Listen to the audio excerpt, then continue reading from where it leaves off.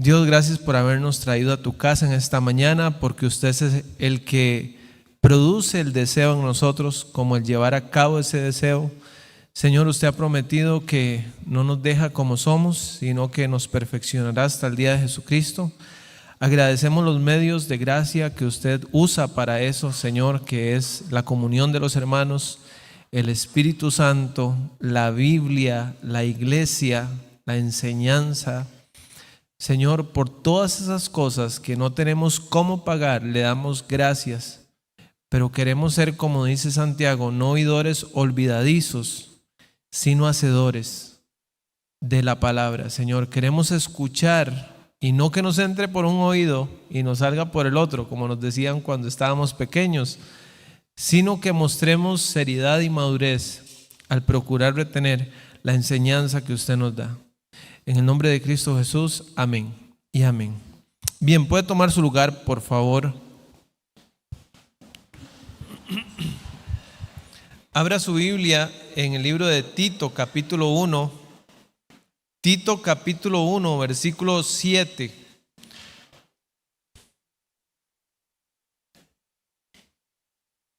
Hoy vamos a estar hablando acerca de otro estándar cristiano, otro estándar de un líder, pero también hemos hecho mucho énfasis, amados hermanos, en que estas cosas no son aspectos que Dios desea solamente de un pastor, sino que cada una de estas cosas, cuando hablamos de que es irreprensible, marido de una sola mujer, sobrio, prudente, decoroso, hospedador, cada uno de esos requisitos se repite una y otra vez en el Nuevo Testamento con respecto a todos los creyentes.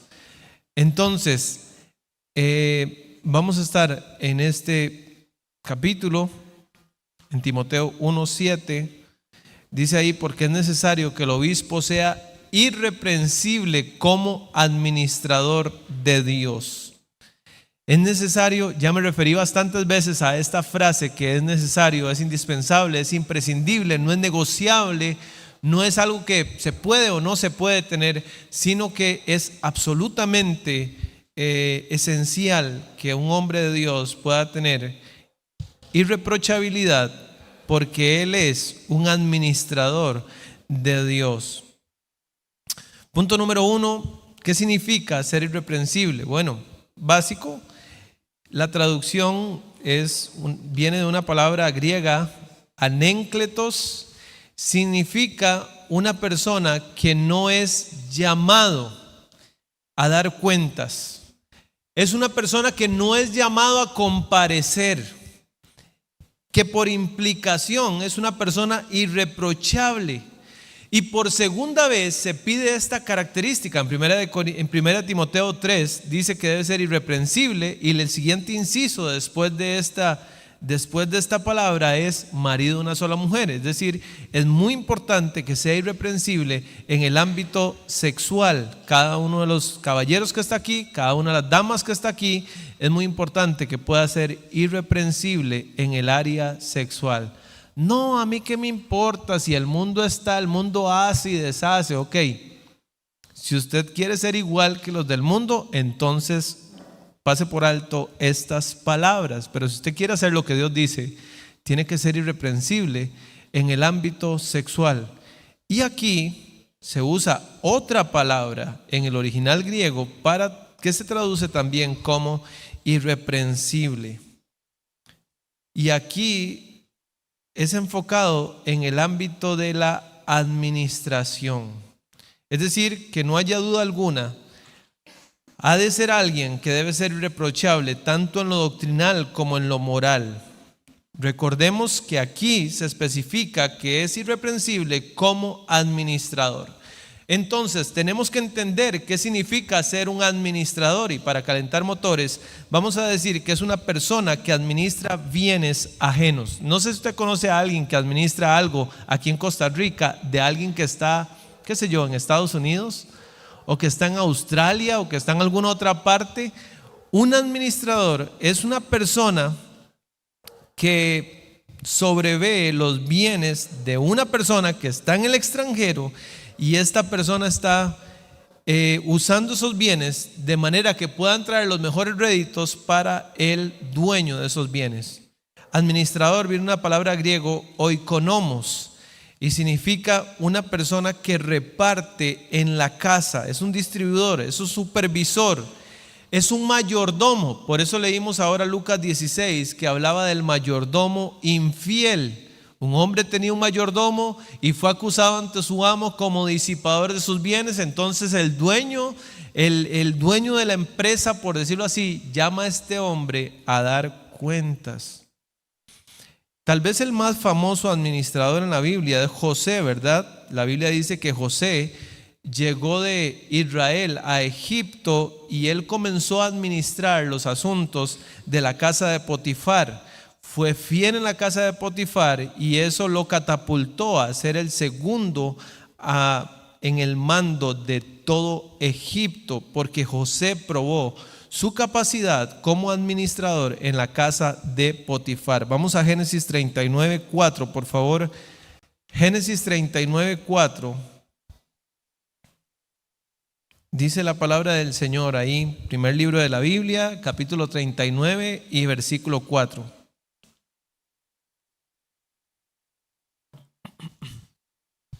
¿Están ahí? Dice: hacía yo gracia en sus ojos y le servía, y le hizo mayordomo de su casa y entregó en su poder todo lo que tenía.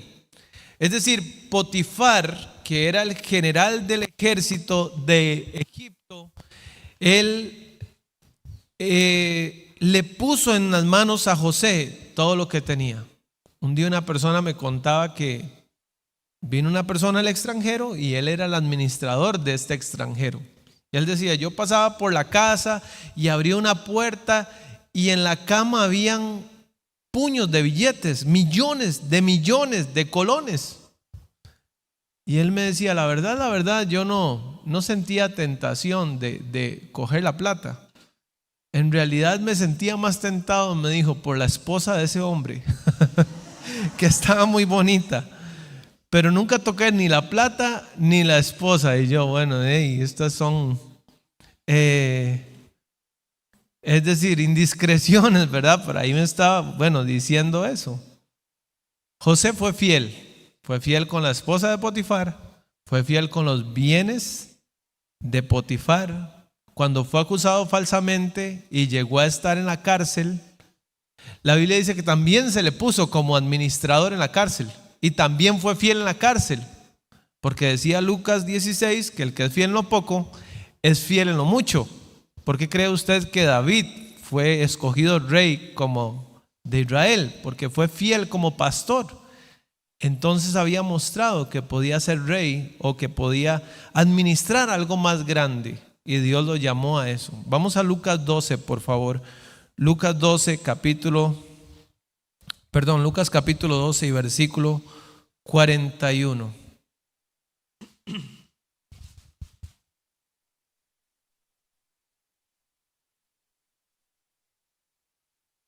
Esa porción tiene un título que, aunque no es inspirado por Dios, nos sirve para guiarnos sobre lo que va a tratar la lectura. Dice: el siervo infiel. Lucas 12, 41. El siervo infiel. Dice versículo 41: entonces Pedro le dijo: Señor, ¿dices esta parábola a nosotros o también a todos? Entonces, amados hermanos, yo creo que esta pregunta es muy importante, ya que es lo mismo que nos preguntamos nosotros hoy. Es decir, ¿este tema tiene que ver solo con los pastores o tiene que ver con todos? O sea, ¿tiene que ser un buen administrador solamente nosotros, está diciendo Pedro, los apóstoles, los servidores, los que estamos ahí siguiéndole a usted, o tiene que ver con cada discípulo suyo? Y entonces Jesús le respondió, no como diciendo que solo para ellos o para todos. En realidad la respuesta son las dos cosas: es para ustedes y para cada discípulo mío, todos, que todos deben ser como un mayordomo fiel y prudente. Versículo 42: y dijo el Señor: ¿quién es el mayordomo fiel y prudente al cual el Señor pondrá sobre su casa para que a tiempo les dé su ración. Es decir, una característica de un mayordomo fiel es que al tiempo que se espera le pueda dar su ración a las vacas, a los bueyes, a las gallinas, a cualquiera cosa, entre ellos los siervos y las siervas, los criados. Esta persona estaría listo para ir repartiendo. El amo le daba a él el dinero para que él hiciera mientras que regresaba. Versículo 43. Bienaventurado aquel siervo al cual cuando su señor venga le halle haciendo así. En verdad os digo que le pondrá sobre todos sus bienes. Mas si aquel siervo dijera en su corazón: mi señor tarda en venir, y comenzare a golpear a los criados y a las criadas, y a comer y a beber y a embriagarse, vendrá el señor de aquel siervo en día que éste no espera y a la hora que no sabe, y le castigará duramente y le pondrá con los infieles. Aquel siervo que, conociendo la voluntad de su señor, no se preparó ni hizo conforme a su voluntad, recibirá muchos azotes. ¿Cómo considera usted que está en el conocimiento de la voluntad de Dios? Usted dice: bueno, a mí me falta muchísimo por conocer. O ya usted conoce todo y no está haciendo. Usted puede conocer todo y no hacer. O incluso puede estar empezando en los caminos del Señor y estar haciendo todo lo que Dios le está pidiendo hacer. Pero la Biblia dice que aquel siervo, conociendo la voluntad de su Señor, no se preparó ni hizo conforme a su voluntad, recibirá muchos azotes. Pero el que sin conocerla hizo cosas dignas de azotes será azotado poco, porque a todo aquel a quien se haya dado mucho, mucho se le demandará, y al que mucho se le haya confiado, más se le pedirá. Entonces acá, siervo y mayordomo claramente se usa en un sentido más amplio.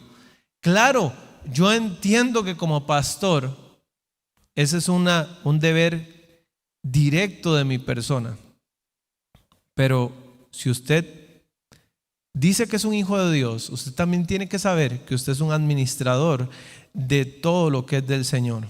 Ahora, punto número 3, ¿cuál es o cuál debe ser la característica principal de un administrador? Lucas 12, en el versículo 42, nos dicen cuáles son las dos principales características de un administrador. ¿Cuáles son? Fiel y prudente. Ya que un administrador es uno que gobierna bienes que no son suyos, de modo que rindan beneficio para el dueño de esos bienes, así actúa un administrador. La característica más importante de un administrador es la fidelidad. Ahora, cuando hablamos de fidelidad, es que algo cumple el propósito para el cual fue hecho. ¿Sí me voy a entender? Es decir, si una pastilla fue hecha para el dolor de cabeza y a usted le duele la cabeza, y usted se toma la pastilla y la pastilla le afloja el estómago, usted dice: qué mal, es decir, la pastilla no funcionó para lo que yo quería y más bien me terminó produciendo este malestar estomacal, ¿verdad? Y este momento desagradable. Supongamos que usted pone el reloj porque ocupa levantarse a las 3 de la mañana. Usted pone el reloj a las 3 de la mañana. El reloj suena a las 6 de la mañana y usted no se despertó, y usted pudiera charlar con el reloj y usted le dice: pero ¿por qué no me despertó? Yo lo puse a las 3. Bueno, no sea mal agradecido, le va a decir el reloj: yo quería que usted durmiera un poco más. Sí, pero es que yo tenía una entrevista laboral y tenía que estar a las 6 en San José. Es decir, hasta ahora ya tendría yo que estar allá. Es que yo pensé que lo mejor era que usted se levantara más tarde. No, el reloj no fue fiel. ¿Me entiende? Un equipo de sonido fiel, usted lo escucha sonar y lo escucha bien. Nosotros en Pérez Celedón, cuando veníamos y un radio sonaba mal, decíamos: es que le afectó el cerro de cucarachas. Decíamos, no el cerro de la muerte. No, si ya usted tiene un equipo que está mal, usted escucha este sonido estridente, este sonido de mal gusto, entonces el equipo de sonido no está siendo fiel. Tiene que cumplir para la labor que fue hecha. Primera de Corintios 4:2 dice la Biblia, Primera de Corintios, búsquelo ahí por favor, capítulo 4, versículo 2. Primera carta de Pablo a los Corintios, capítulo 4, versículo 2, dice: ahora bien, se requiere de los administradores que cada uno sea hallado fiel. Esa palabra fiel es pistos, que significa digno de confianza, confiable, benigno. Yo un día llegué a visitar una familia de la iglesia y sobre la mesa tenía un montón de plata. Y yo me quedé así, wow, yo no sabía que estas personas tenían tanta plata. Y nosotros entramos y la plata estaba ahí sobre la mesa. Pero es que la persona administra un negocio y la gente le confía toda esa plata. Ahora, supongamos que el dueño de esa empresa ya no confía en esa persona. Adivine qué va a pasar. Simplemente la va a quitar. A usted se le pone a administrar ciertas cosas. ¿Por qué? Porque en el entendido de que usted es digno de confianza, que usted es confiable, que es fidedigno, ¿qué es lo contrario a eso? Una persona en la cual no se puede confiar y que es deshonesta. ¿Verdad que sí? Ahora, vamos a ver que Lucas 12 nos decía algunas cosas de una persona que no es confiable. Número 1, no da a sus hermanos su ración. Dice Lucas 12:42, volviendo a la historia que leímos antes. Dice: ¿quién es el mayordomo fiel y prudente? ¿Quién es ese? Es la persona que Dios encarga sobre su casa para que a tiempo les dé su ración. Esta persona es confiable. Una persona que no es confiable no da a sus hermanos su ración a su tiempo. ¿Qué se refiere a eso? ¿Qué sería una persona que no le está dando su ración a sus hermanos? Busque por favor Primera de Pedro, sin perder ahí Lucas 12, Primera de Pedro 4:10. Primera de Pedro capítulo 4 versículo 10.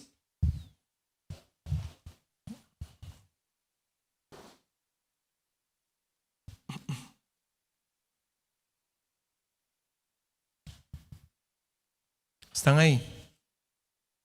Dice: cada uno según el don que ha recibido, ministrelo a otros. ¿Cómo qué? O sea que un buen administrador, dice la Biblia, ministrelo a otros. Si usted no lo hace, usted es un mal administrador de lo que Dios le ha dado. Y además, al no hacer eso, usted no está permitiendo que el cuerpo de Cristo avance como debe avanzar. ¿Qué tal que yo decía hoy: no, hermanos, la verdad no hay culto, me enfermé y ya es? Y si usted dice: no, más adelante, cuando ya yo tenga 70 años, entonces es un mal administrador de la gracia de Dios. Otra cosa que tiene un mal administrador, vamos a Lucas otra vez, capítulo 12, versículo 45. Mas si aquel siervo dijera en su corazón, él dice en su corazón que la venida de Cristo no se va a dar. Pero una persona fiel, cada día, como que si Jesucristo hubiera muerto en la mañana, resucitado en la tarde y llegara en la noche, cada día vive de esta manera. Hoy podría venir Cristo, o, aunque suene fatalista, hoy podría yo morir. Entonces debo ser hallado fiel, haciendo el último día de mi vida, o haciendo cada día de mi vida lo que yo haría el último día de mi vida. Si usted supiera que esto le queda un mes, si yo supiera que a todos aquí le queda un mes, lo más normal es que la gente me dijera: pastor, dígame qué es lo que Dios quiere, no sé, para qué soy bueno, para qué sirvo, dígame qué hago, porque Dios quiere que yo le sirva. Pero si usted piensa que el Señor tarda en venir y que usted tiene 30 años más, 40, 50 años más, entonces usted va a seguir esperando a un día hacer lo que Dios le pide hacer hoy. Número 3, esta persona maltrata a los otros siervos, versículo 45. Él piensa que el Señor tarda en venir y comienza a golpear a los criados y a las criadas. Ok, así honestamente, ¿quién ha recibido un golpe aquí en la iglesia? Usted dice, no, a mí nadie nunca me ha pegado. Aquí nadie nunca me ha pegado, nadie. Pero hermanos, vean, ustedes me han escuchado varias veces decir este versículo, está en Proverbios, dice, hay hombres cuyas palabras son como golpes de espada. Es decir, usted puede estar hablando mal de otra persona diciendo, vea doña Marina, vea ese saco morado, fijo porque es sapricista y envenenada y todos los sapricistas a mí me caen malísimo porque son agrandadísimos y aquí y allá. ¿Sabe que yo por eso no me llevo con doña Marina? Y ve a esa hermanita ahí jugando ahí, quién sabe qué. Y ve a esta otra hermanita, no hombre, la verdad es que aquí, que allá.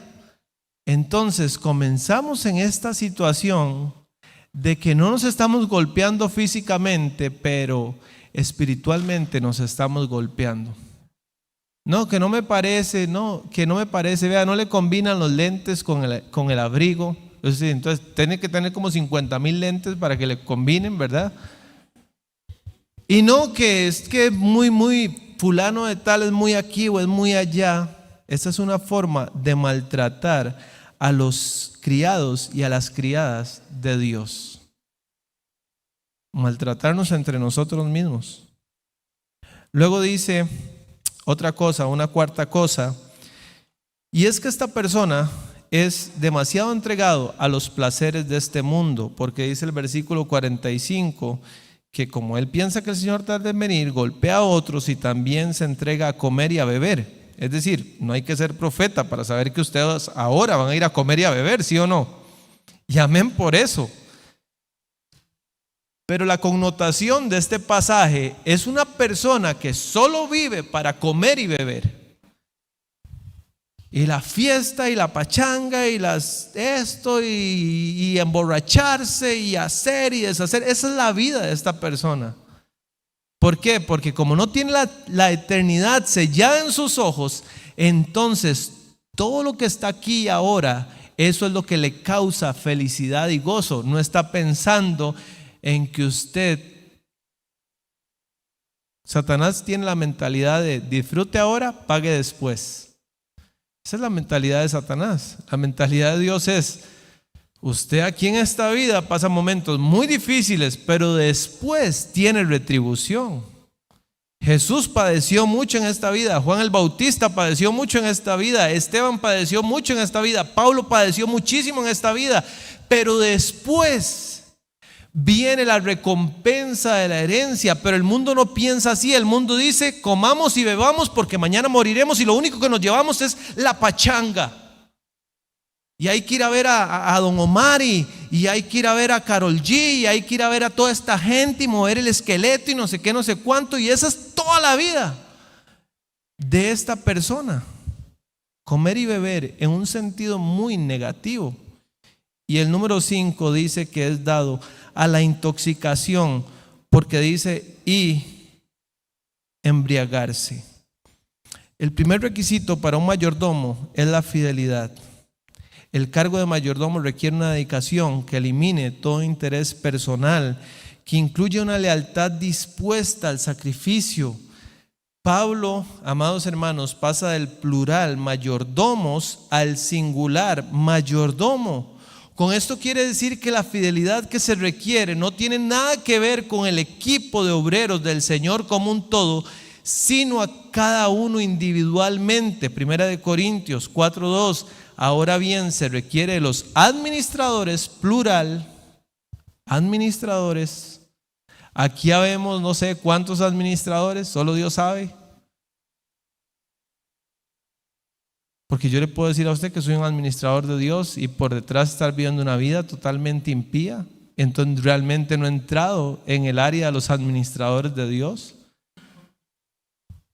Pero aquí vemos un montón de administradores. Se requiere los administradores que cada uno se ha hallado fiel. Le voy a decir como pastor qué es lo que a veces pasa. Llega doña Mari, un ejemplo, doña Mari, perdón ahí. y me dice: pastor, la verdad es que yo quisiera ser fiel a Dios y yo quisiera estar totalmente entregada a Dios, pero vea a doña Mayelita. Vea, es que doña Mayelita no le pone. Es que ella no se inyecta. Es que ella o sea, no se esfuerza. ¿Y qué? ¿Acaso usted le va a dar cuentas a Dios por doña Mayelita? Se requiere los administradores, cada uno. Dios no le va a preguntar a usted por qué hizo don Eric, qué hizo doña Flora, qué hizo don Michael, qué hizo don Adrián, qué hizo don Alex. No, Dios le va a preguntar a usted qué hizo usted. Y se requiere que usted sea fiel. Un administrador fiel usa lo que se le ha encomendado para obtener beneficio o provecho para su dueño, no para sí mismo. O sea, yo tengo 3 hijas.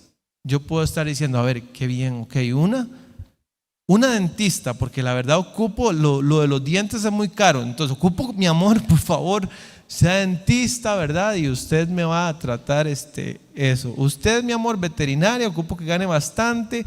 Usted quiero que sea, no sé, ingeniera en tal cosa, porque ustedes 3 me van a sostener a mí cuando ya yo me retire. Ok, mis amores, que Dios me las bendiga. Gracias, mi chiquita. O puedo estar pensando: ellas son una herencia de Jehová, no son mías, no me pertenecen, son un préstamo, Yo no, a ver, a mí me dicen: ¿y esa chiquita que anda y para arriba y para abajo es suya? Usted tiene ganas de decir que no, pero usted tiene que decir: sí, gracias a Dios. Pero dentro de su corazón usted hace una salvedad: no, en realidad son de Dios. Y yo tengo, en eso que es de Dios, darle a Dios el mejor rédito de la vida de ellas. Si usted tiene un chiquito que es buenísimo jugando bola y usted dice: este es el próximo Keylor Navas, este es el próximo Manfred Ugalde, va a fichar con el Barcelona, con el Real Madrid por $15 millones y yo me voy a convertir en el papá de Neymar, voy a vivir en una mansión aquí y allá. Usted se puede hacer toda la vida, pero él no es suyo, es algo que Dios le pidió a usted administrar. Y si un día le dice: papi, ¿sabe qué? Quiero ser una misionera, usted debería decirle: mi amor, ¿en serio? Gloria a Dios por eso, usted va a contar con nosotros totalmente, la felicito. Pero hay papás que le dicen: ¿cómo misionera? No sea tan tonta, ¿cómo se le ocurre eso? O sea, piense por favor, ¿qué quiere? ¿Morirse de hambre? Usted puede pensar y tratar las cosas como si fueran suyas, pero no son suyas. Sus hijos no son suyos. Es mi casa, vea, aquí está el papel, yo firmé ese papel allá en Torre Mercedes, qué sé yo. No, es la casa de Dios. Es la casa de Dios, es mi carro, es mi chunche, son mis títulos, son mi todo. No, no es suyo, es de Dios. Todo eso Dios se lo dio a usted y no es suyo. Entienda eso. Juan el Bautista dijo algo en Juan 3:27. Él dijo: no puede el hombre recibir nada si no le fuere dado del cielo. No puede el hombre recibir nada si no le fuera dado del cielo. Dios me dio una esposa. Dice un dicho, un amigo me decía esto: un hombre con una mujer tiene un diamante en bruto, y la mujer con el hombre un bruto con un diamante. Entonces yo decía: ok, ¿cómo así? Explíqueme. Sí, porque el hombre va formando a la mujer y el hombre influye en la mujer y la mujer influye en el hombre. Entonces usted tiene que ser un buen administrador de eso. La vez pasada me contaba una parejita que él le dice a ella: amor, vamos a la iglesia. Y ella le dice: ay, amor, qué pereza. ¿Por qué no nos quedamos aquí acurrucaditos viendo Netflix? Sí, ¿verdad, amor? Qué rico, veamos Netflix. A ver, si ella es una buena administradora de lo que Dios le dio, ella va a decir: bueno, qué dicha, mi esposo quiere ir hacia las cosas de Dios, mi esposo quiere acercarse a Dios. En lo que mi esposo se acerque a Dios, también en esa misma proporción se va a alejar de cosas del mundo. Se va a alejar de vicios, se va a alejar de, qué sé yo, no sé, de bares, se va a alejar de prostíbulos, no sé, poniéndolo así serio. En la manera que el hombre se acerque a Dios, se va a alejar de todo eso. Entonces una mujer sabia dice: gloria a Dios, amor, qué bendición, en serio, vamos a la iglesia, claro, vámonos. No le dice: ay amor, quémonos aquí. El hombre dice: no amor, vamos, tenemos que ir, tenemos que acercarnos a Dios. De manera, hermanos, como dijo Juan el Bautista, no, el hombre no tiene nada si no les da de arriba. Todo lo que tenemos, la vida, los bienes, la casa, el auto, la familia y tantas otras cosas más, no pertenecen al administrador de Dios, sino a Dios. El administrador de Dios debe ser fiel en el uso de todo esto para honrar a Dios y edificar la iglesia. Esto es lo que hace un administrador irreprensible, un administrador que no tiene nada de qué ser acusado. Voy a repetir esto con solemnidad, hermanos. Esta cualidad de carácter no debería estar presente solo en mi persona como pastor. Usted también debe ser un buen administrador de Dios. Usted también tiene que ser una buena administradora de Dios. Usted sabe que a veces yo digo: qué ganas de comprarme tal cosa, y paso meses pensando en eso, y paso un año pensando en eso, pero luego recupero la cordura y digo yo: no puedo hacer eso. Yo no puedo, digámoslo así, atar a mi familia a algo por una deuda que yo adquiero en un momento de impulsividad. Yo tengo que ser un buen administrador. Tengo que ser un buen administrador. ¿Qué es exactamente, número 4, lo que los pastores administramos? Bueno, en un sentido primario, el pastor es un administrador de Dios. Es decir, que la congregación no es suya, su obra no es suya, no debe hacer su voluntad, sino la voluntad de Dios. Yo tengo que entender eso. Primera de Pedro 5:2 dice: apacentad la grey de Dios que está entre vosotros, cuidando de ella, no por fuerza, sino voluntariamente. No dice que la grey es del pastor. No dice que la grey es de alguien en particular en la iglesia. Dice que la grey es de Dios. Entonces él entiende que no es suyo, la gente no es suya, es de Dios. Entonces, cuando usted entiende eso, usted puede ser fiel a Dios a través del servicio que usted le da a la gente. Hoy pudo haber aquí 3 personas y yo al principio me costaba mucho superar eso. Yo decía: mira, tal vez el otro domingo van a venir ahí 10 personas, entonces la verdad es que no tengo que prepararme tanto con ese mensaje. Usted tiene que prepararse tanto si usted va a cantar o va a hacer un mensaje o va a limpiar o va a hacer cualquier cosa, aunque el otro día solo llegara Jesús y una persona más. Entonces es esto, dice Hebreos 3, 1 y 2. Vamos ahí, por favor. Hebreos 3, 1 y 2 dice: por tanto, hermanos santos, participantes del llamamiento celestial, considerad al apóstol y sumo sacerdote de nuestra profesión, Cristo Jesús. ¿Ustedes son hermanos santos? Ay, pastor, la verdad no tanto. Yo un día le dije a un amigo mío: pura vida. Me dice: bueno, no tan pura, pero es vida. A ver, deberíamos tratar de cumplir esto. Por tanto, hermanos santos, y ustedes también, hermanos santos, son participantes del llamamiento celestial.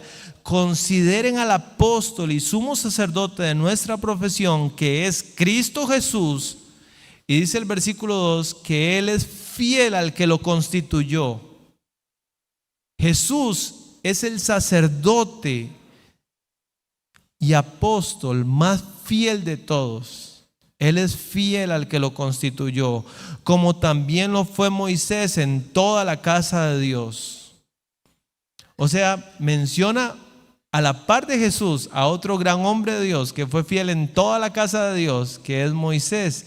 Y ahí yo me quiero imaginar que a la par tiene que aparecer su nombre. Sí, también fue fiel. Dios le confió 3 chiquitos, 1 chiquito, 5 chiquitos, 10 chiquitos, amén.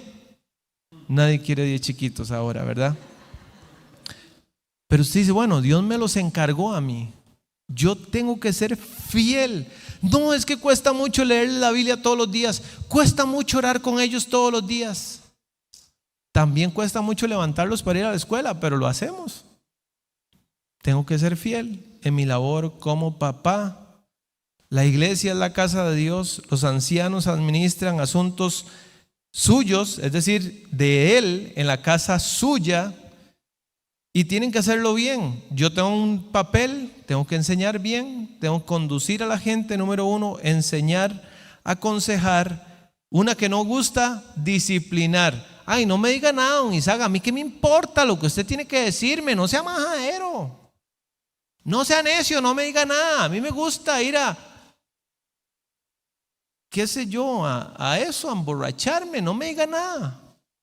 Es muy bonito cuando usted tiene que decir a una persona, qué bueno hermano, qué bien que lo veo, gloria a Dios, etcétera, etcétera. Pero con sus hijos va a pasar exactamente lo mismo. A usted le toca hacer todo esto, alentar, orientar, para que alcancen la madurez espiritual, para ser útiles en el ministerio congregacional. Segunda de Timoteo 4:2, Dios le dijo a Timoteo a través de Pablo, predica la palabra, que instes a tiempo y fuera de tiempo. Pastor, ¿por qué me llama el lunes? Sus días son miércoles y domingo. No me llame el lunes, no me moleste. A tiempo y fuera de tiempo. Puede ser que un día ya sus hijos se vayan de su casa y aún fuera de tiempo usted tenga que decirle, mi amor, veo que usted está haciendo esto que no está bien. Por favor, corrija, enderece su camino. Un anciano en la iglesia debe ser irreprensible como administrador. Ahora, punto número 5, que es parecido al anterior, pero un poco más genérico. ¿Qué áreas debemos administrar bien? Los sacerdotes de hogar. ¿Dónde están los sacerdotes del hogar? La cabeza del hogar. La Biblia dice que el hombre es cabeza del hogar. El sacerdote del hogar, cabeza de una familia, ha recibido autoridad no para hacer su propia voluntad. Yo tenía un compañero en la obra que decía, lo dejaban encargado, entonces decía, hermanos, hay que mover los parlantes, hay que recoger las sillas, hay que limpiar. Entonces le pusimos de apodo hay que. Ahí viene hay que, porque hay que limpiar las ventanas, hay que recoger las cosas, hay que acomodar, hay que, ¿por qué no decir? Ok, vamos a hacer tal cosa. Vamos a hacer, ok, yo voy a bajar este parlante, usted baja aquel, ok. Yo recojo esto, usted recoge aquello. Yo recojo este sector de sillas, usted recoge este sector de sillas. Pero a veces decimos, ok, sacerdote de hogar es que yo mando, todos hacen lo que yo digo y hay que hacer esto y hay que hacer esto, hay que ir a la iglesia, hay que ir a leer la Biblia, hay que orar, hay que hacer esto y aquello y aquí, aunque yo no esté haciendo nada. No está bien. No está bien. No está bien. Las personas a su cargo no son siervos suyos, son siervos de Dios. Ahora, 1 Corintios 4 dice, por favor, 1 Corintios 4:1.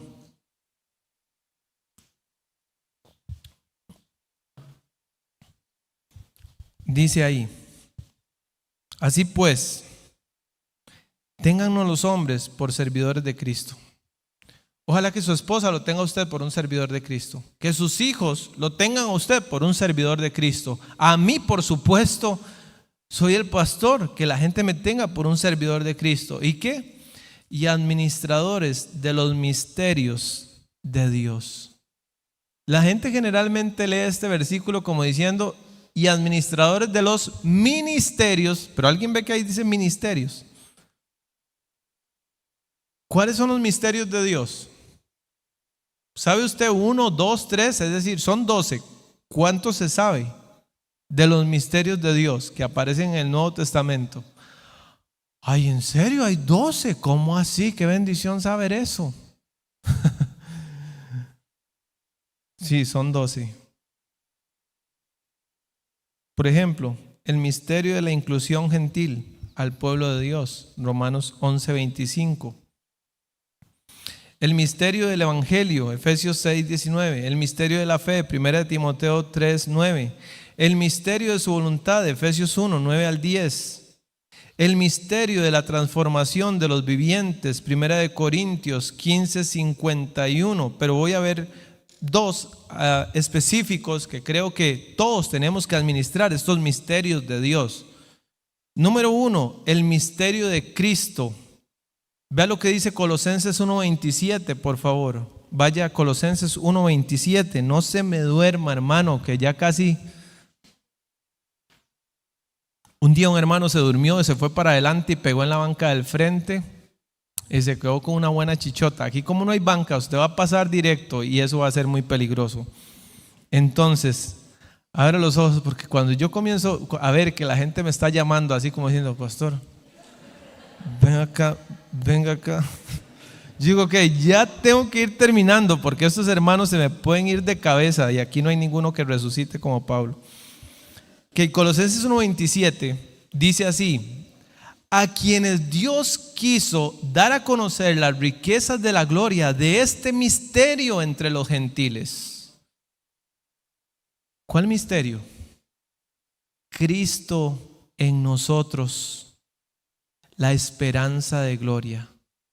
O sea, la maravilla y la gloria del Jesús que permanece y mora dentro de nosotros. Cuando una persona reconoce a Cristo como Señor y Salvador, cree con fe, se arrepiente de sus pecados, de modo que si alguno está en Cristo, nueva criatura es. El Espíritu Santo viene a ser morada en él, Jesucristo está en él, y dice la Biblia que esto es un gran misterio. Esta maravilla suprema para Pablo, que Dios ya ha incluido a los gentiles en su gracia redentora también, porque usted no tiene que ser judío para poder ser salvo. Es un misterio precioso. Y él dice: Cristo en nosotros, la esperanza de gloria. ¿Sabe qué es la esperanza de gloria? O sea, la única esperanza que usted tiene de ser glorificado pasa por el hecho de que usted tenga a Cristo en su corazón.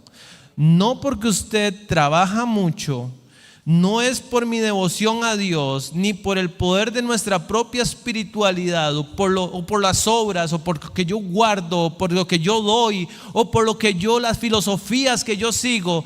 No, la Biblia dice que hay solo un camino, verdad y vida, que es Cristo Jesús. Y si yo lo tengo a Él en mi corazón, tengo esperanza de gloria. Tengo esperanza de ser glorificado. Tengo esperanza de habitar con Él por toda la eternidad en su presencia. Luego tenemos el ministerio de Cristo y la iglesia. Pero yo creo que los voy a hablar en otro momento, porque ahorita realmente no tenemos tanto tiempo. Pero voy a dar una enseñanza sobre los misterios, ya que hay pocas enseñanzas sobre los misterios y muchas sobre los ministerios.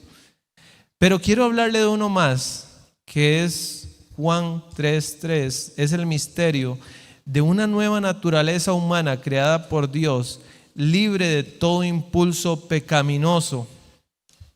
Vamos a Juan 3:3, repito. El misterio de una nueva naturaleza humana creada por Dios, libre de todo impulso pecaminoso.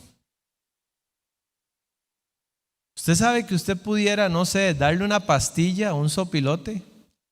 Yo sé que esto suena bien feo, pero que el sopilote diga: ¿sabe qué? Ya se me quitaron las ganas de comerme ese perro que está muerto ahí hinchado a la orilla de la carretera, porque guácala, qué asco. O sea, ¿quién se come un perro así? Qué asco, no, hombres. A mí que me ponga un platito ahí de maíz con yogur. Y usted dice: ¿qué bicho picó a este sopilote? O que pudiera darle esa pastillita a un chanchito y que ya el chanchito no quiere ir a tirarse al lodazal ahí, sino que él diga: no, ¿sabe qué? Tengo ganas de ir a la iglesia. Sí, pero ¿qué bicho picó a este chancho? Una nueva naturaleza, con nuevos deseos, con nuevas motivaciones, con nuevas aspiraciones. Pero ¿sabe qué es lo que pasa? Que las personas buenas también necesitan esta nueva naturaleza. había un hombre de Israel que se llamaba Nicodemo. Nicodemo era el modelo de esposo, el modelo de ciudadano, el modelo de hombre, de integridad, de generosidad, de bondad. Era un principal de los fariseos, era uno de los 72 hombres que pertenecían al Sanedrín. Y Jesús le dijo a ese gran hombre, a ese buen hombre, le dijo en Juan 3:3: de cierto te digo que el que no naciere de nuevo no puede ver el reino de Dios. Y él pudo haber dicho: ¿en serio? Pero vea, yo soy, qué sé yo soy el más generoso, yo les construí una sinagoga a esta gente, como dice de Cornelio en Hechos 10. Yo soy un buen esposo, soy un buen padre, nunca he matado a nadie, nunca le he sido infiel a mi esposa, etcétera, etcétera, etcétera. Y sacarle todos sus argumentos, pero ya Jesús sabía que él necesitaba una nueva naturaleza. Y esta nueva naturaleza es un misterio que Dios hace en el corazón. Que un día usted dice: mira, un día llegó una señora aquí y me dice: pastor, usted no sabe lo que a mí me gustaba bailar. Vea, es que yo me echaba la pista de lado a lado, en las 4 esquinas, por el techo, por el cielo raso, hasta si iba al baño bailaba. Luego conocí a Cristo y ya no tenía ganas de meterme ahí. O una persona que era sumamente promiscua, una persona entregada a todos esos deleites, comedor, bebedor, borracho, etcétera, recibe a Cristo y dice: no, hombre, ya no me nace ir ahí, ya qué cosa más horrible, la verdad. Vea lo que dice Hebreos 8. Hebreos capítulo 8.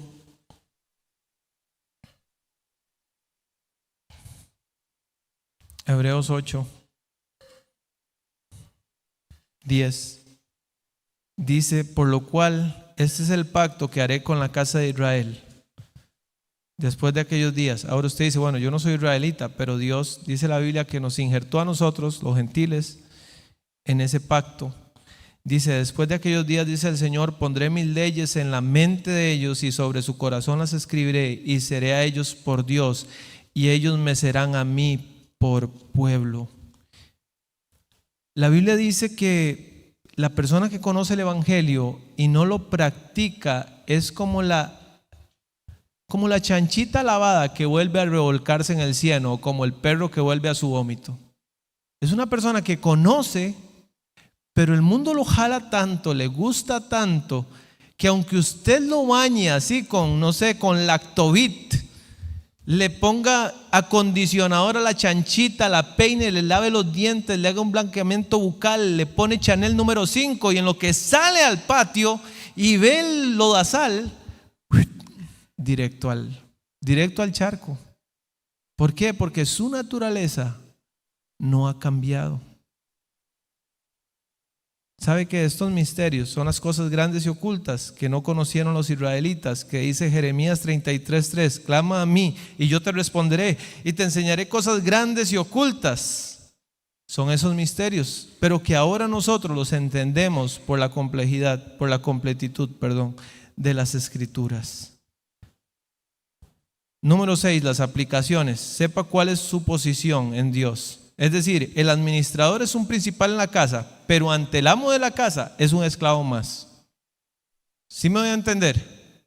Usted puede ser principal, pero usted puede ser, el director en un colegio, pero el director tiene a alguien sobre él, ¿sí? Y el que tiene ese alguien sobre él también tiene a alguien sobre él, y así va. Entonces nosotros no nos mandamos a nosotros mismos, tenemos un Señor. Número 2, todo creyente es administrador de la multiforme gracia de Dios, y todo administrador debe ser fiel a su encargo. Repito, Dios le ha dado talentos a usted que no me los ha dado a mí. Y si usted se queda en la silla, va a ser en detrimento de los jóvenes de esta iglesia, de las damas de esta iglesia, de los caballeros de esta iglesia, de los niños de esta iglesia. Y aunque esa silla sea muy cómoda, usted tiene que levantarse y hacer lo que Dios le pidió hacer. Número 3, Lucas 12:46: vendrá el Señor de aquel siervo en el día que éste no espera y a la hora que no sabe, Es decir, el Señor va a regresar. Permítame recordarle que el Señor va a regresar. Amén. Y va a ser en un momento que es el momento menos esperado, a la hora que nadie sabe. Entonces, listo o no, usted puede ser como una de aquellas 5 vírgenes que estaban preparadas o las 5 que no estaban preparadas. Listos o no, el Señor viene. Número 4 y último, porque hay gente que ya me ha dicho: pastor, cuando usted dice que ya va a terminar, ¿es que está empezando la segunda parte del mensaje o cómo es eso, verdad? No, ya va, este es el último, de verdad.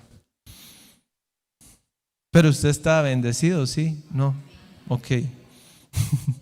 Lucas 12:43 dice la Biblia: bienaventurado aquel siervo al cual cuando su Señor venga le haya haciendo así.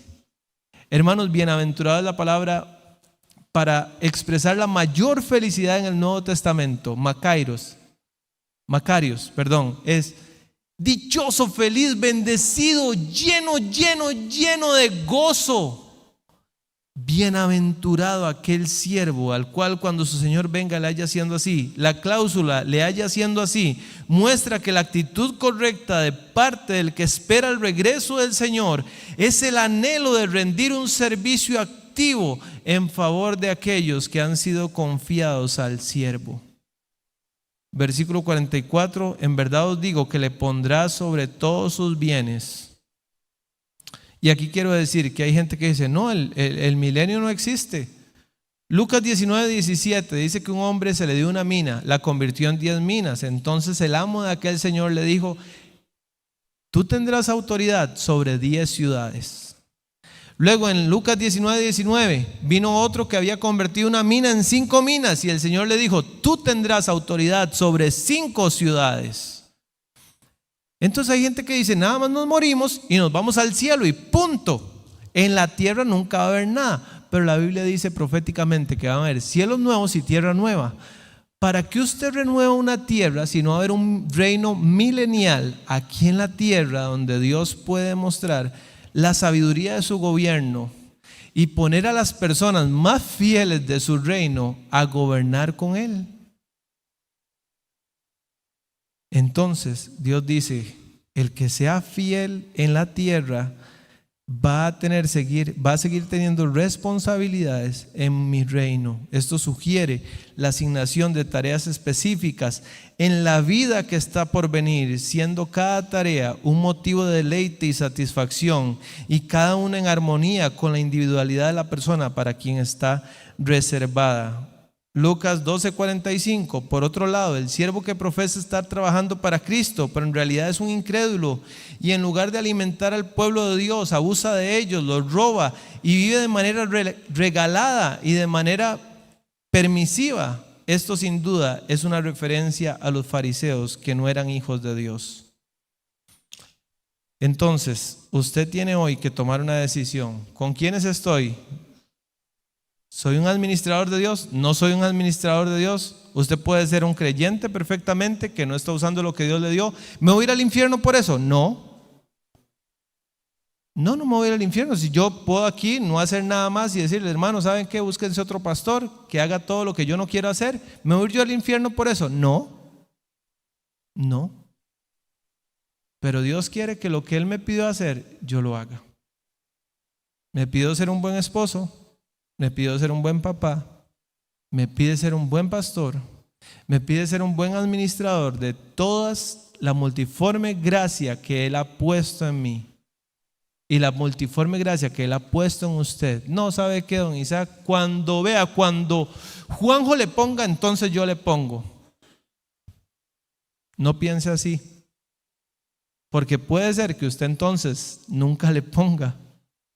Si usted depende de Juanjo, si usted depende de Dios, usted va a obedecer lo que Dios le pide hacer.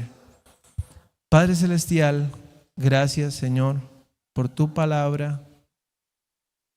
Hay una frase que deberíamos desear ardientemente un día escuchar de su propia voz.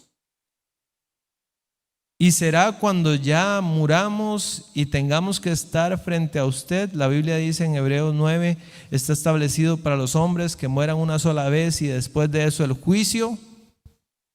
Y que cuando nuestros ojos tengan que estarlo viendo a usted cara a cara, pueda salir de su boca esa frase: bien, buen siervo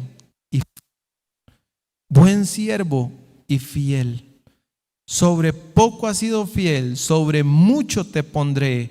Entra en el gozo de tu Señor. Señor, por favor, pon la eternidad frente a nuestros ojos, en nuestra mente, en nuestro corazón.